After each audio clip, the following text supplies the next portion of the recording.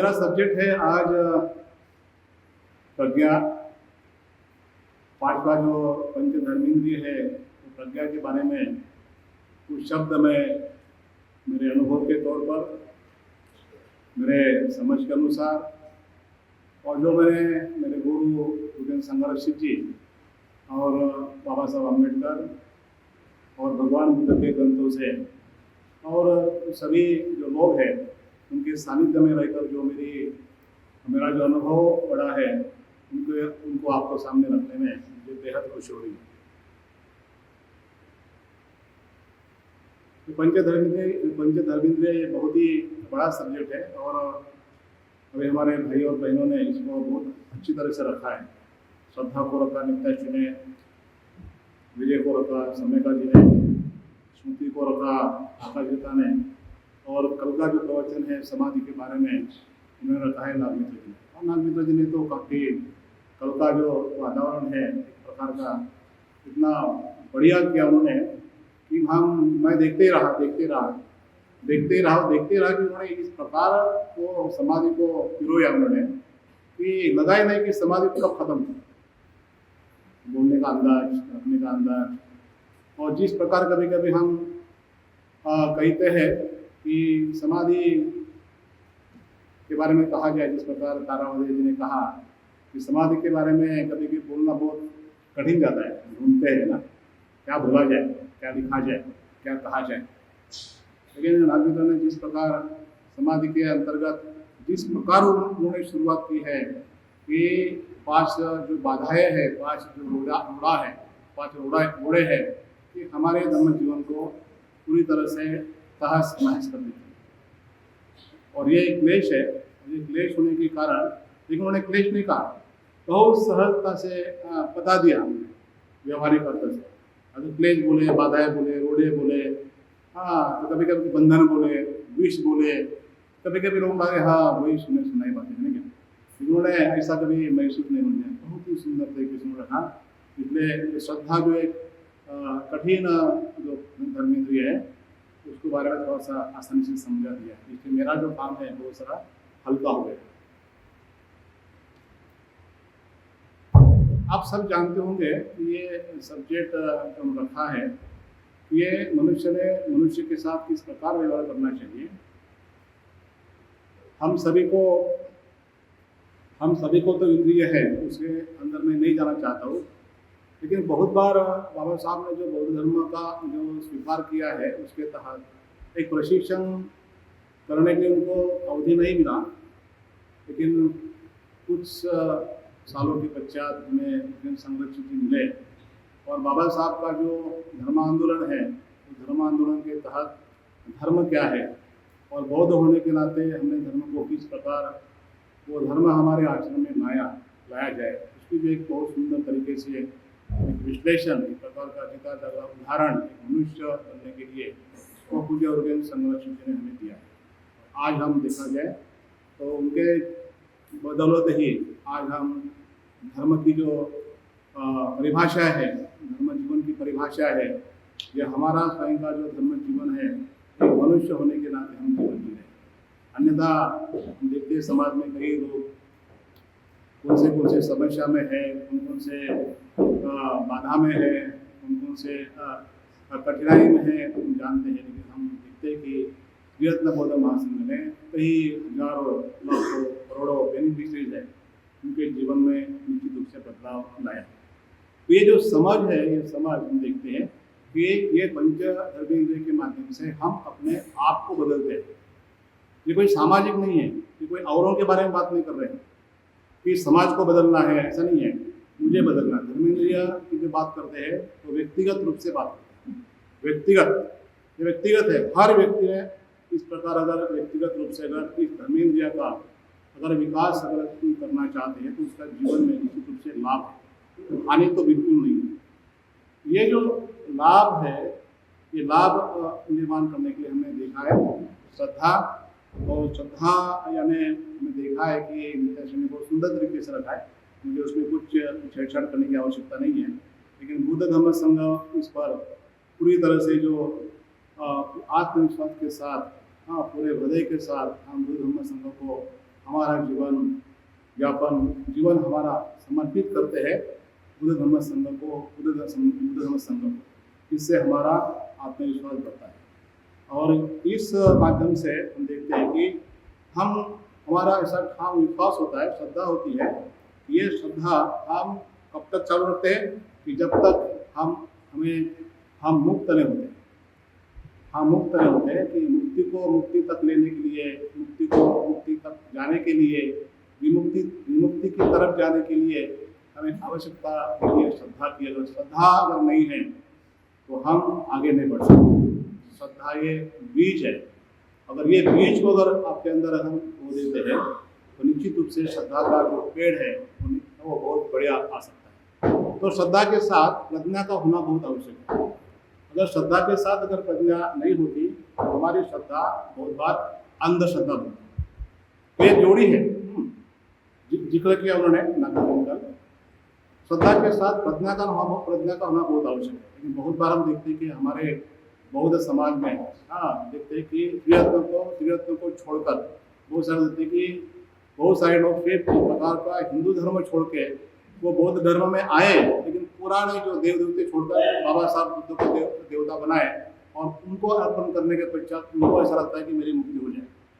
लेकिन त्रिरत्न बौद्ध महासंघ कहता है कि बाबा साहब को, बुद्ध को आप कितने भी फूल चढ़ाओ, जब तक आपके अंदर परिवर्तन की कोई गुंजाइश नहीं, परिवर्तन करना नहीं चाहते, तब तक कोई बदलाव नहीं है। और बुद्ध धम्म संघ ऐसी सुरक्षितता है कि जहाँ आपको पूरी तरह से सुरक्षित महसूस होता है। दुनिया का सबसे सुरक्षित स्थान अगर कौन सा है तो बुद्ध धम्म संघ। और बुद्ध धम्म संघ को अगर आप समर्पित हो जाते हैं तो निश्चित रूप से आपका जीवन बदल जाता है। और यही श्रद्धा के साथ हम चले जाते हैं विमुक्ति की ओर। इसलिए हमारी श्रद्धा अंधश्रद्धा न बन जाए, इसलिए प्रज्ञा का होना बहुत ही महत्वपूर्ण होता है। दूसरी बात हमने देखा वीर्य के बारे में। वो वीर्य के बारे में बहुत सुंदर तरीके से जोशीला अंदाजे में सुमेकाजी ने प्रवचन रखा है। और यहाँ कहा जा सकता है कि समाधि की ओर अगर जाना है, आपको समाधि अगर प्राप्त करना है तो आपको शक्ति की जरूरत होती है, एनर्जी की जरूरत होती है, ऊर्जा की जरूरत होती है, प्रयासों की जरूरत होती है, समय प्रयासों की आवश्यकता होती है। इसलिए समाधि की ओर जाने के लिए आपको वीर्य धर्मेंद्र की आवश्यकता होती है।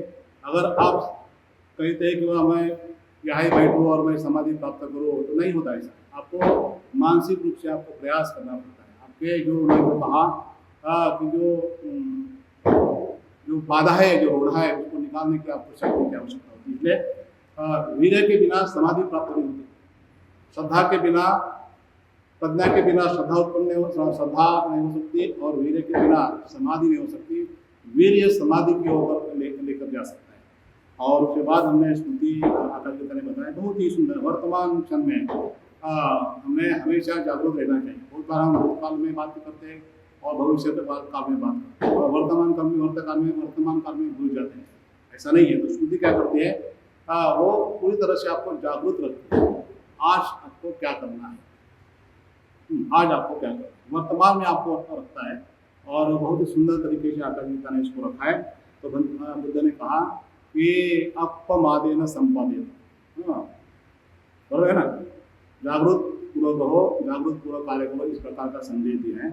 उसके बाद समाधि के बारे में कुछ कहने की आवश्यकता नहीं है। समाधि का प्राप्त करने से हमारा मन स्थिर होता है, केंद्रित होता है और एकाग्रता प्राप्ति होती है। और इसी माध्यम से हम हमारे ध्यान में मन एक विषय पर केंद्रित हो जाता है। और अंत में जब आते हम, वो है मेरा जो सब्जेक्ट है वो है प्रज्ञा। इसलिए मैं सार बता रहा हूँ क्योंकि मैं अभी उसको पूरी तरह से एक माला में एक आपको वो शिक्षा देने जा रहा था। तो अभी हम देखते हैं कि प्रज्ञा का मतलब क्या होता है। जनरली एक बात हमें दिखाई देता है कि धर्मांतर के पश्चात हमें एक बात दिखाई देता है कि बौद्ध समाज में अपने बेटियों के नाम प्रज्ञा रखा जाता है, शील रखा जाता है, समाधि रखा जाता है, स्मृति रखा जाता है, विहारों के नाम प्रज्ञा बुद्ध विहार डाला जाता है। तो ये जो एक कम से कम एक सांस्कृतिक लेवल पर शब्दों के माध्यम से एक बदलाव आ गया, है ना, कि शब्दों के माध्यम से कम से कम शब्द नहीं, भले ही हमें कुछ समझ में आया, लेकिन शब्दों के माध्यम से कुछ परिवर्तन हो देता है। इसलिए प्रज्ञा का जो अर्थ होता है, प्रज्ञा का होता है सत्य का प्रत्यक्ष जानना, सत्य को प्रत्यक्ष जानना, या उसको बहुत ही अगर व्यवहारिक शब्द में कहा जाए, प्रयत्न के कंसेप्ट में कहा जाए, तो अस्तित्व का सत्य दर्शन ऐसा कहा जाता है। सोपा शब्द है, अस्तित्व का सत्य दर्शन ऐसा कहा जाता है। ये जो अस्तित्व का सत्य दर्शन, ये जो प्रज्ञा ये जो शब्द है, आर्याष्टांगिक मार्ग में जो प्रथम जो अंग है सम्यक दृष्टि के माध्यम से हमारे अंदर प्रज्ञा का विकास हो सकता है। तो दृष्टि यानी हम देखें कि पहले दिन हमने दृष्टि का हमने जन्मदिन मनाया था, दृष्टि में शाम का, बहुत अच्छा लगा, नाम भी बहुत अच्छा है। तो हमने क्या किया, प्रज्ञा ये दृष्टि ये दर्शन से संबंधित है, देखने से संबंधित है। और जब देखते हैं तो क्या देखना चाहते हैं, क्या दर्शन करना चाहते हैं। और जब इसका दर्शन अगर होता है, अस्तित्व का जब दर्शन हो जाता है, तो निश्चित रूप से हमारा जो मन है, हमारी जो मानसिकता है, वो और अधिक सुंदर हो जाती है। उसको मैं बाद में और स्पष्ट करूँगा। तो वस्तु स्थिति का सही ज्ञान, और इसको हम देखते हैं कि अनित्य या दुख, अनित्य अनात्म को हम यहाँ चिंतन करते हैं। और हम देखते हैं कि हम ये इसमें जब प्रज्ञा के अंतर्गत हम अस्तित्व का सत्य दर्शन की जब बात करते हैं, तो इस बात मालूम हो जाता है कि हम देखते हैं कि सभी जो घटना, सभी जो बातें स्वयंभू नहीं है, किसी एक ने तो निर्माण नहीं की है, तो सभी बातें जो है ना एक दूसरे पर निर्भर है। इसलिए बुद्ध ने यह खोज निकाला, प्रतीत्य समुत्पाद का सिद्धांत था कि हर व्यक्ति, हर वस्तु, हर चीज ये स्वयंभू नहीं है, एक दूसरे पर निर्भर है, परस्पर अवलंबित्व है। ये जो विहार में जो विहार बनाया, जो शिविर का निर्माण हुआ, किसी एक व्यक्ति ने निर्माण नहीं किया, कई लोगों को, कई हजारों लोगों के हाथ होंगे, और हजार लोगों का हाथ होने की वजह से बुद्ध ने कहा कि कोई भी व्यक्ति अपने आप को अगर स्वयं को समझता है तो उसके अंदर अहंकार निर्माण होता है।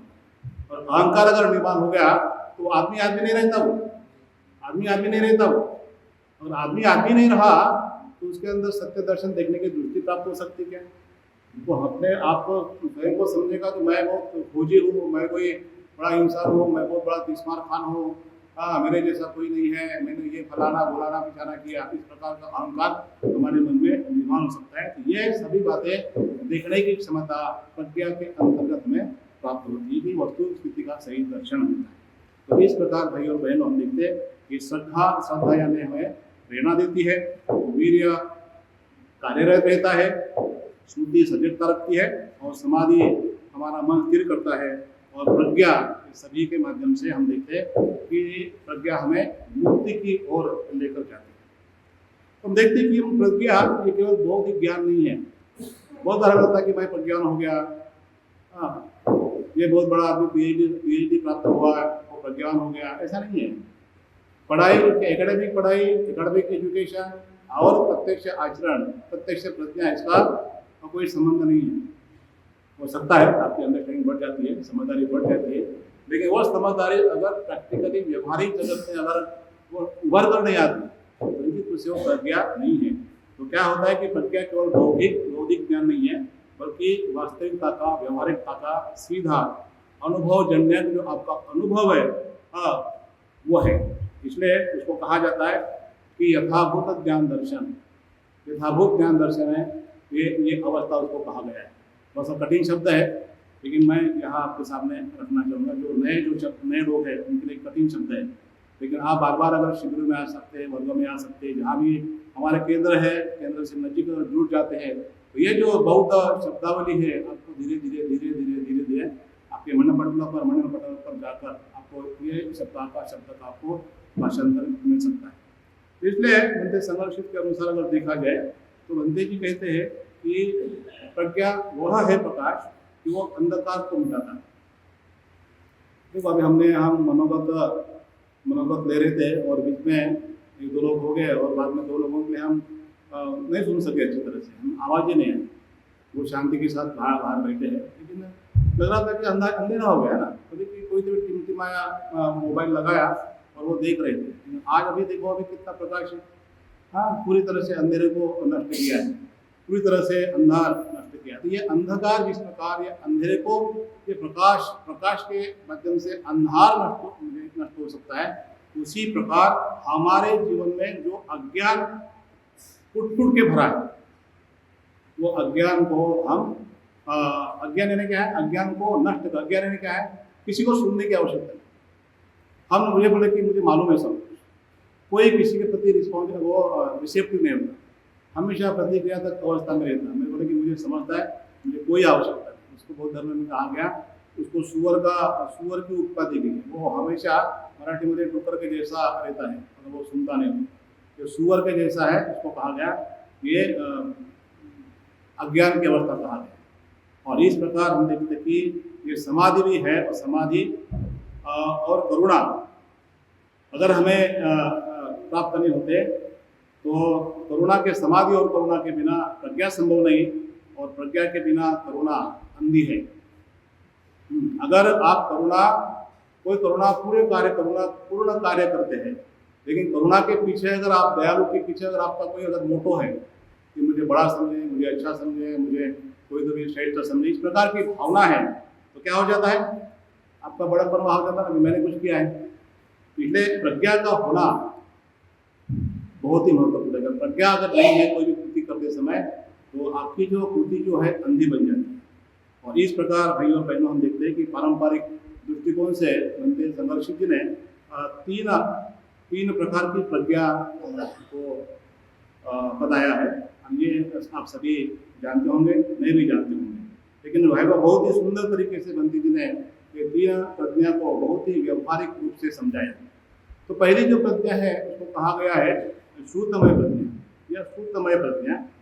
और श्रुतमय प्रज्ञा ने ये जो प्रज्ञा है हमें सुनने से प्राप्त होती है, पढ़ने से प्राप्त होती है, अध्ययन करने से प्राप्त होती है। और महामंगल सूत्र में ऐसा कहा गया है कि कालेन धम्मश्रवणम उत्तम मंगल उत्तम। बराबर है ना? आप सब जानते हैं, जो लोग महामंगल सूत्र का पठन कर रहे हैं, कालेन धम्मश्रवणम, उसको उत्तम मंगल कहा गया है। समय समय पर हमने धम्म श्रवण करना चाहिए, समय समय पर हमने चर्चा करना चाहिए, धम्म का समय समय पर हमने अध्ययन करना चाहिए। इसलिए उसको कहा गया धम्म को हम सुनने से, पढ़ने से, अध्ययन करने से उत्पन्न होने वाली मानसिक अवस्था या उत्पन्न होने वाला ज्ञान, उत्पन्न होने वाली प्रज्ञा, ऐसा कहा जाता है। हम देख रहे थे कि आज सिगावा सूत्र 18 तारीख से लेकर तो तारावतिया ये बहुत सुंदर तरीके से कहा गया। हम सुन रहे हैं ना, सुन रहे हैं, सुनने से आपकी जो बौद्धिक क्षमता जो है या विधायकता है थोड़ी बहुत तो बड़ी, इसलिए सुनने से हमारी जो प्रज्ञा है, श्रुतमय प्रज्ञा बढ़ जाती है।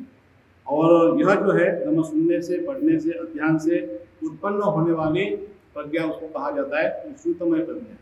और वह ऐसा ज्ञान है कि जो हम बुद्ध धम्म और बुद्ध धर्मों के ग्रंथों से हम ग्रहण करते हैं। और ऐसा बंदे जी कहते हैं कि यह प्रारंभिक समझ है, मूलभूत मुझे समझ है कि हम सुनते हैं, केवल सुनना। आज अगर देखा जाए तो सुनना किसको पसंद है? मुझे भी नहीं यार। कुछ समय के पश्चात अगर आप मुझे बोले कि सुनो, हाँ कुछ हद तक सुनता हो, लेकिन बहुत बार हम सुनना ग्रहणशील होना कभी कभी मुश्किल जाता है, कठिन जाता है। लेकिन वहाँ देखते कि अगर आप सुनते हैं तो आपको आपके अंदर शुद्धमय प्रज्ञा निर्माण हो सकती है। अनुभूति नहीं है, अनुभूति नहीं है, अनुभूति नहीं, केवल सुनने से आपको शुद्धमय प्रज्ञा विकसित हो सकती है। लेकिन भाई बहनों हम सुनते नहीं, अगर सुनना चाहते हैं तो जो महत्वपूर्ण नहीं है, जो काम की जो चीज़ें नहीं है वो हम सुनते हैं। और काम की चीज़ें अगर काम की नहीं चीज़ें सुनते हैं तो क्या उसमें शुद्धमय प्रज्ञा निर्माण हो सकती है? क्या निश्चित ही नहीं।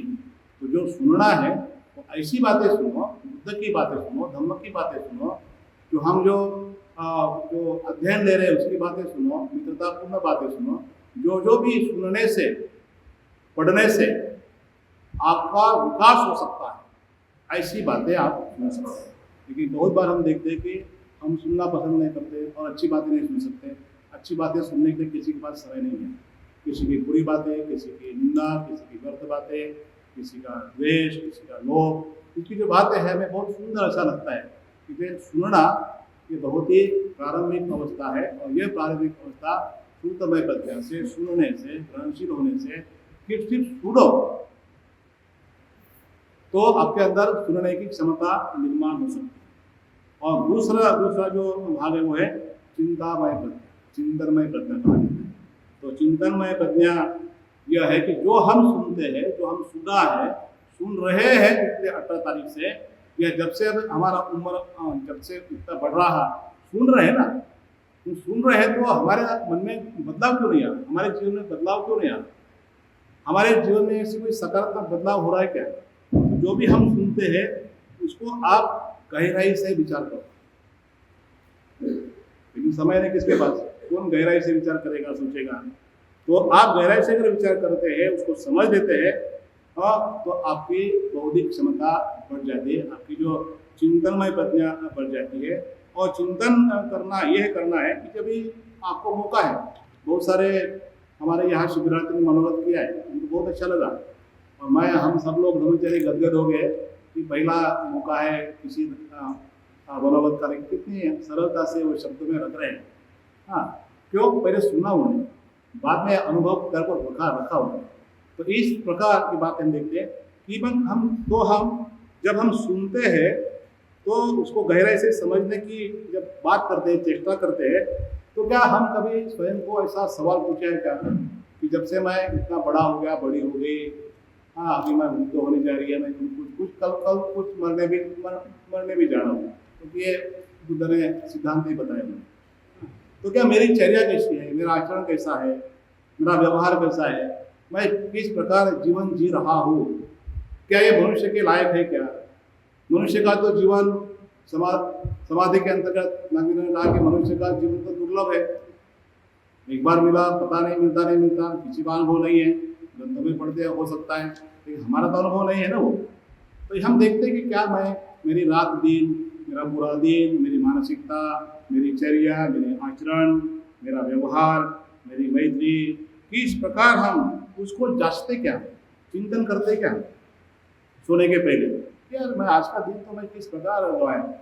हाँ, तो इस प्रकार सोचने से, इस प्रकार चिंतन करने से क्या होता है कि आदमी के मन में गहराई बढ़ती है, आदमी का मन, आदमी का व्यक्तिमत्व तैयार हो जाता है।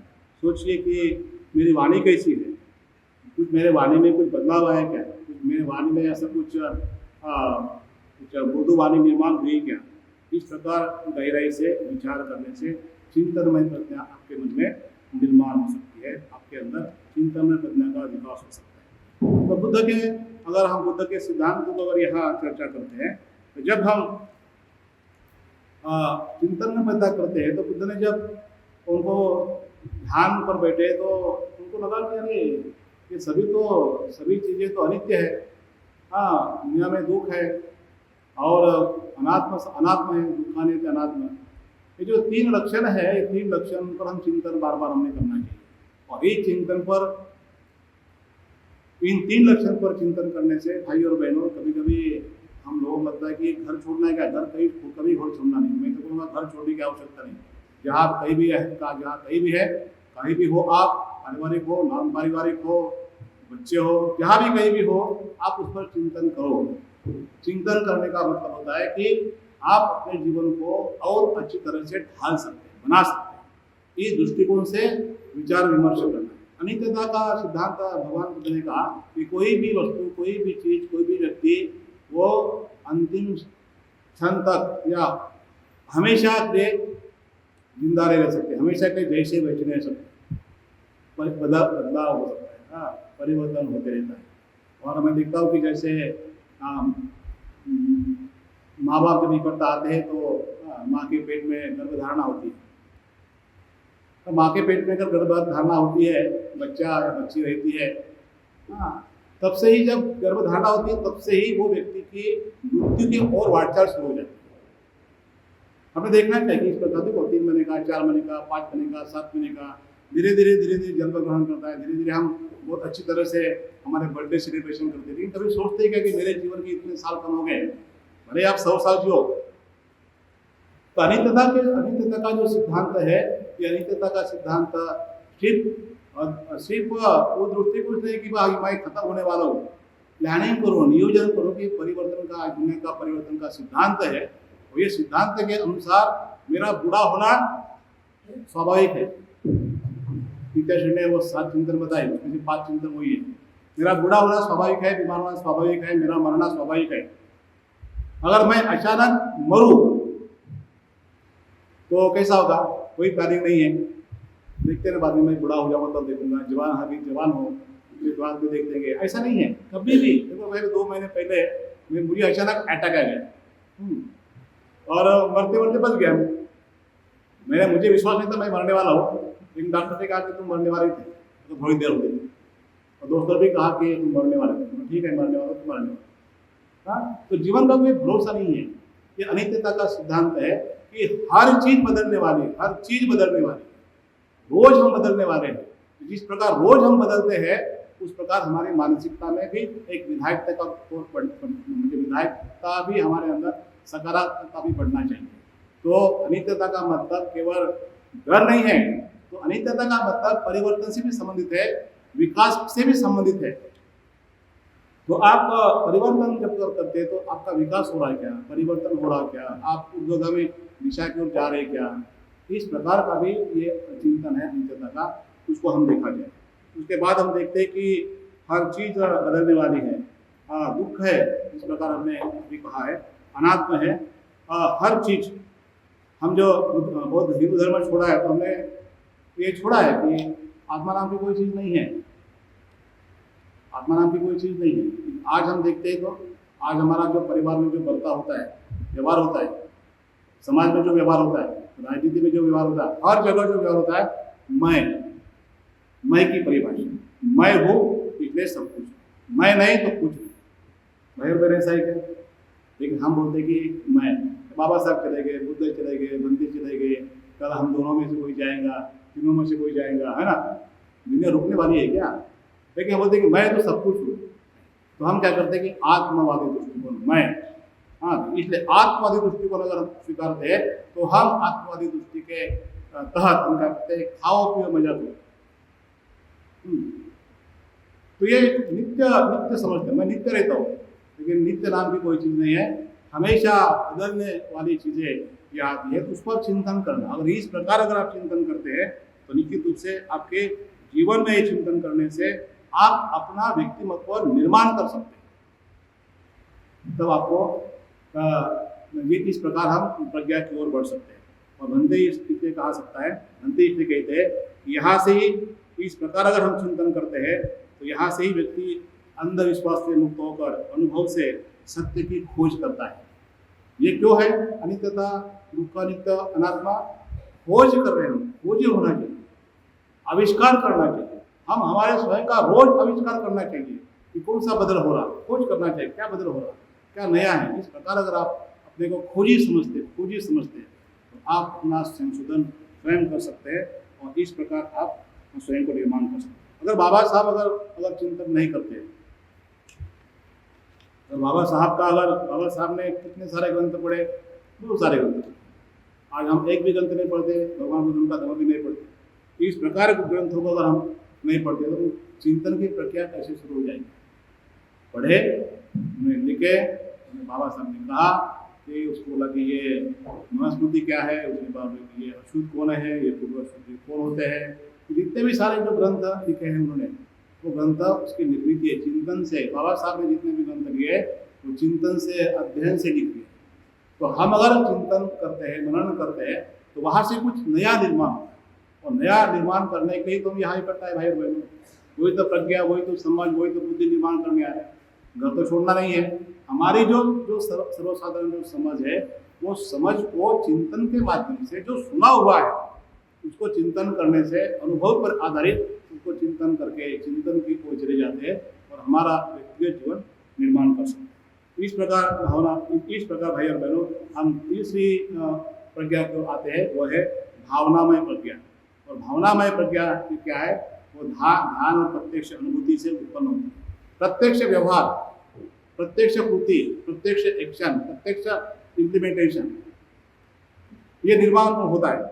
और इसी प्रकार हम देखते हैं कि कि ये दुख अनित्य अनात्मा हम प्रत्यक्ष रूप से देखते हैं और बोलते कि वहाँ प्रज्ञा प्रकट होती है। अरे जिस वस्तु को पकड़ कर रखा है, जिसमें मेरे बीवी को, मेरे बच्चे को, मेरे घर को, मेरे संपत्ति को पकड़ कर रखा है, ये कुछ नहीं, सब छुट्टी वाला ही है, उसमें आपको दृष्टि प्राप्त होती है और आप बोलते हैं कि नहीं ये सब ठीक है, इस्तेमाल के ठीक है, इस्तेमाल के लिए भी ठीक है, सेविंग करने के लिए भी ठीक है, लेकिन उसको मैं पकड़ कर नहीं रख सकता। यह आपको दृष्टि आपके अंदर आ जाती है। तो आपके जीवन की परिभाषा को आप अपने जीवन को बहुत ही अच्छी तरह से क्या कर से लागू करते हैं एक व्यक्ति बनने के लिए। और इस प्रकार देखते हैं कि आपकी जो भी इसके पहले जो दूषित दृष्टि थी, वो दूषित दृष्टि पूरी तरह से परिपूर्ण दृष्टि बन जाती है। और ये परिपूर्ण दृष्टि बन जाती है तो वहाँ आप जो पकड़ कर रखे हैं, ये जो क्या बोलते हैं उसको, अट्टपुरी सपुगला, ये जो चार विपर्यास है, चार विपर्यास है, ये चार विपर्यास को आप क्या करते हैं, उसको छोड़ देते हैं और आप अच्छी तरह से यात्रा करते हैं, अच्छी तरह से आप आचरण कर सकते हैं। तो भाई और बहनों, जो भी हमने सुना है, इस पर काफ़ी चिंतन किया है और उसे अपने जीवन का हिस्सा बनाना ही सत्य है। तारावती ने कहा कि माँ बाप है, माँ बाप की सेवा करो। आप क्या करते, जाने के बाद उसको आप आचरण में लाते, हिस्सा बनाते, आप अपने जीवन का हिस्सा बनाते, आपके व्यवहार का हिस्सा बनाते। और व्यवहार का हिस्सा बनाने के पश्चात आपका जीवन पूरी तरह से एक परिवर्तित, विकसित होता है और वही विकसित हिस्सा आपके जीवन के जीवन प्रवाह का अटूट हिस्सा बन जाता है। जिस प्रकार बुद्ध का अटूट हिस्सा बन गया, बुद्ध चलते थे, बुद्ध थे, लेकिन हम एक इधर बोलेंगे, कल उधर बोलेंगे। तो इस प्रकार अगर हम धीरे धीरे इस अस्तित्व को, इस जीवन प्रवाह को अगर बदलते हैं तो निश्चित रूप से ऐसा कहा जाता है, यही परिवर्तन, यही संपूर्ण परिवर्तन, इस प्रकार के परिवर्तन से हमारा संपूर्ण अस्तित्व परिवर्तन हो जाता है। और इसको ही कहा जाता है भावनामय प्रज्ञा। भावनामय प्रज्ञा यानी प्रत्यक्ष कृति। मैंने कहा, इसके पहले सुबह कहा मैंने, भावनामय प्रज्ञा एक कृति है। किसी को मदद करना है तो मैं चले जाऊँगा, मैं रहा नहीं दूंगा कि नागदीप आ जाए, प्रज्ञात्म आ जाए, सम्यक आ जाए, नित्य आ जाए, ऐसा नहीं। तारावदय को फोन करूंगा, अभरजा को बुलाओ, ऐसा नहीं। प्रत्यक्ष हम रहा नहीं देखते, प्रत्यक्ष जाते हैं, कृति करते हैं। तो कृति करने से तो क्या होता है कि आपके अंदर ये जो प्रज्ञा का विकास हो जाता है कि मदद करने की दृष्टि वहाँ निर्माण हो जाती है। इसलिए बनते कहते आगे बहुत ही महत्वपूर्ण शब्द है, वही प्रज्ञा है वो पूरी तरह से अज्ञान को जड़ से उखाड़ देता है। और प्रज्ञा और मैत्री का बहुत बड़ा संबंध है। मैत्री के बिना प्रज्ञा सुखी हो जाती है कि प्रज्ञा देखती है कि मनुष्य, ये मनुष्य है, जैसा मैं मनुष्य वैसे वो मनुष्य है। तो मनुष्य के साथ मनुष्य का नाता किस प्रकार होना चाहिए, समता पर आधारित, मैत्री पर आधारित। इसलिए अगर प्रज्ञा, इसलिए मैत्री का होना बहुत ही महत्वपूर्ण है। मैत्री के प्रज्ञा सुखी हो जाती है और प्रज्ञा के बिना मैत्री अंधी हो सकती है। ये बहुत ही एक सूत्र है, इसलिए मैत्री का होना बहुत ही आवश्यक होता है। और मैत्री तभी निर्माण हो सकती है कि जब आपको प्रज्ञा का निर्माण होता है, दृष्टि निर्माण हो सकती है। और अर्थात यही मैत्री मानवीय जीवन को बनाती है और प्रज्ञा उसे दिशा देती है। और इसी प्रकार भाई और बहनों, अगर प्रज्ञा ये केवल यहाँ बैठकर ध्यान साधना करके हमारी प्रज्ञा नहीं बढ़ती। प्रज्ञा का उदाहरण अगर देखा जाए तो प्रज्ञा ध्यान कक्ष में ही हम विकसित करते हैं कि मैं बहुत प्रज्ञान हो गया, बहुत अच्छा लग रहा, मुझे बहुत सारे उदाहरण दिए उन्होंने। लेकिन भाई और बहनों की जीवन के हर निर्णय, हर संबंध, हर कर्म के जागरूक में प्रकट होती है प्रज्ञा। केवल बिहार तक, केवल शिविर तक, केवल परिवार तक नहीं, तो हर जगह आपकी जो दृष्टि है ये परिपूर्ण दृष्टि बन जाती है। और यह परिपूर्ण दृष्टि आपके जीवन को दिशा देती है। इसलिए प्रज्ञा का जो आरंभ है वो किस प्रकार आरंभ है, जब हम समझे कि आपके अंदर प्रज्ञा का आरंभ हो गया, आप कैसे जानेंगे, कैसे जानेंगे? अरे मेरे अंदर प्रज्ञा का आरंभ हो गया, कैसे समझेंगे? ऐसा कहा गया कि जब आपके मन में क्रोध की भावना उठ जाती है, या लोभ की या द्वेष की भावना जब आपके मन में निर्माण हो जाती है और आप उसे पहचानेंगे। यस, ये जो मार है, ये जो द्वेष है, ये लोभ है, ये आसक्ति है, ये तृष्णा है, तना है, इस प्रकार मेरे मन को सांप के जैसा शरीर को लपेट रही है, आप उसको पहचानते हैं नहीं, ये मुझे मेरे पास आ रहा है, ये मुझे खत्म करने जा रहा है। इसलिए आप कहते हैं इस प्रकार का भाव अगर आपको जानने की क्षमता अगर निर्माण हो जाती है, उसको कहा जाता है प्रज्ञा का आरंभ। आरंभ है, आपका शुरुआत है, पहचानते हैं आप, अरे ठीक है, अभी आ रहा है, आ रहा है, आ रहा है। बंदी ने बहुत अच्छी तरीके से जो पांच जो भावना जो है ना, वो समय बयान में बहुत अच्छी तरह से उन्होंने वहाँ उसका जिक्र किया है। दूसरी बात है कि जब हम दूसरों को दोष देने के बजाय हम हमारे मानसिक प्रतिक्रिया को समझते हैं। प्रज्ञा का विकास करना है तो हमारी जो प्रतिक्रिया है, मानसिक प्रतिक्रिया है, मानसिक अवस्था है, हम बहुत बार हम दूसरों को दोष देते ना, हम स्वयं को बहुत अच्छे समझते हैं, दूसरों को भी दोष देते हैं और इसी प्रतिक्रिया में हम रहते हमेशा और पूरा जीवन बर्बाद कर देते हैं। अगर आप इसको पहचानते हैं, आपकी प्रतिक्रिया को, आप इस रिएक्टिव माइंड को अगर आप पहचानते हैं, निश्चित रूप से ऐसा कहा जाता है यह प्रज्ञा का विकास है। लोभ को, द्वेष को, क्रोध को पहचानते हैं तो प्रारंभ है, और इस प्रतिक्रिया को अगर समझते हैं उसको कहा जाता है ये प्रज्ञा का विकास है। और जब हम देखते हैं कि सभी प्राणी मात्र इस दुनिया में सभी प्राणी मात्र, सभी मानव जात, ये देखते हैं कि सभी प्राणियों में समानता और परस्परता देखते हैं कि कोई अपने से दूजा नहीं है। इसलिए भगवान बुद्ध को करुणावान कहा गया है। हाँ, वो आनंद, जब भगवान बुद्ध का निधन होने का समय था तो आनंद रो रहे थे लोग, मेरे भगवान, वो करुणावान थे। हाँ, इस प्रकार उनको लगा कि भगवान बुद्ध करुणावान थे। हाँ, तो हम यहाँ देखते हैं कि इस प्रकार सभी प्राणियों में समानता, सभी प्राणियों में परस्परता देखते हैं, तो ये प्रज्ञा की परिपक्वता है। भाई और बहनों, आज हमारे में नहीं है परिपक्वता, लेकिन कुछ ना कुछ दृष्टि हमारे अंदर है। इस दृष्टि को अगर हम पहचानते हैं, इस परिपक्वता को अगर परिपक्वता की ओर अगर जाते हैं, तो निश्चित रूप से भाई और बहनों, मैं दावे के साथ कह सकता हूँ कि हमारा जीवन जिस प्रकार हमने शुरू किया है इस मार्ग पर, वो केवल वैसा का वैसा नहीं रहेगा। आपका शरीर वैसा ही रहेगा, आपके दो हाथ ही रहेंगे, दो पैर रहेंगे, लेकिन आपका जो मन है, आपके जो मन, तो आपका जो शरीर जो मन को लेकर जो चल रहा है, तो निश्चित रूप से बुद्ध के जैसा माइंड हो। इसलिए परिपक्वता निर्माण करना, समझ को निर्माण करना, यही तो सही में महत्वपूर्ण भाग है, यही प्रज्ञा कह सकते हैं।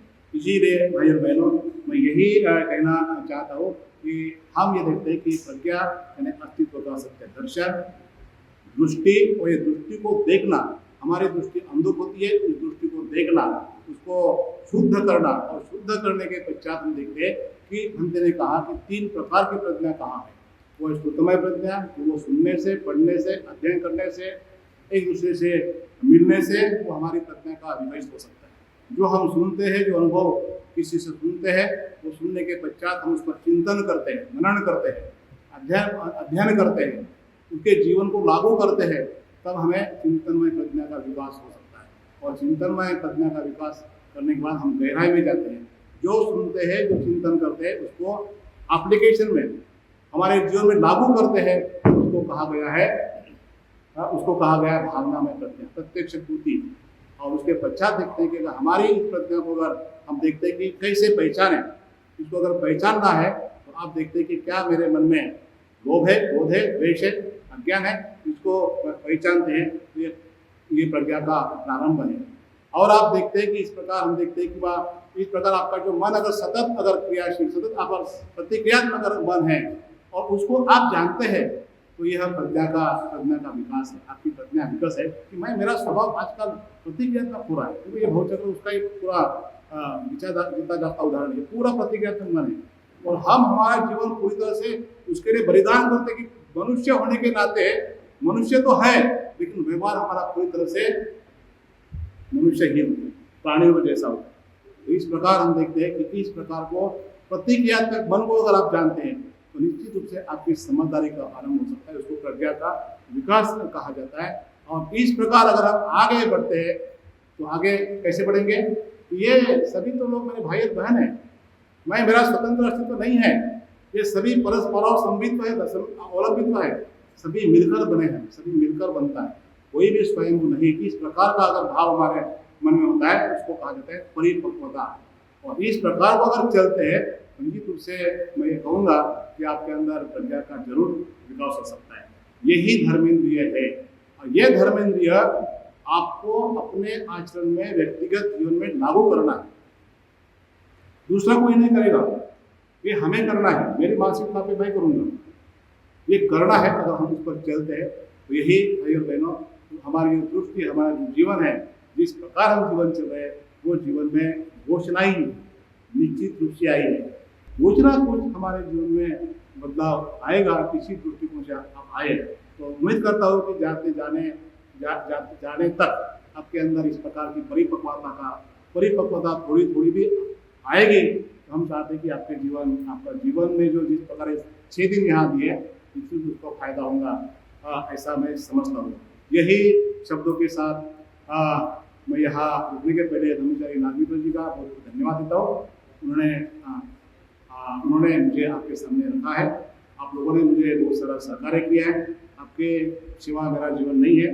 ये परिपक्वता का लक्षण है। तो मेरी परिपक्वता को मैं धीरे धीरे बढ़ाने की कोशिश करता हूँ और यही शब्द के साथ मैं याद रखता हूँ। जय भीम, नमो बुद्धाय।